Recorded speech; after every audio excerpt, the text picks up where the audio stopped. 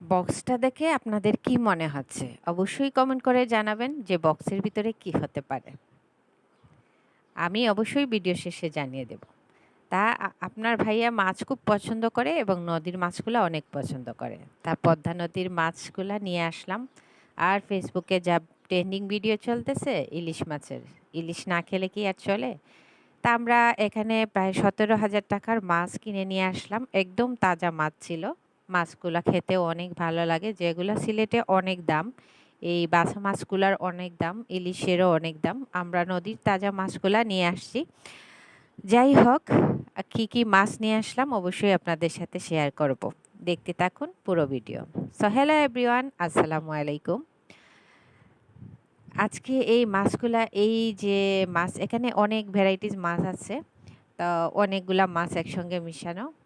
এই মাছে প্রায় ৬,০০০ টাকার ছিল। এখানে বাছা মাছ ছিল, চিংড়ি মাছ, অনেকগুলা মাছ ছিল। আর আমাদের নিচে ইলিশ মাছগুলা ছিল। এই যে অনেকগুলা মাছ। আর ইলিশ মাছগুলা না খেলেই হয় না। আমার অ্যালার্জির একটু সমস্যা, তারপরেও আমি খেতেই হবে এইরকম আরই। যাই হোক, সিলেটে অনেক ইলিশ মাছের দাম বেশি, ওইখানেও দাম। তারপরও তাজা মাছগুলো আনতে পেরে আমার খুব ভালো লাগতেছে। সকালে পার্সেলটা আসার পর এক করে মাছগুলা বের করে তারপর কাটাকুটি কত কি চলছে। আর মাছের সাথে আমি একটা ফ্রিজও পেয়ে গেলাম ফ্রি।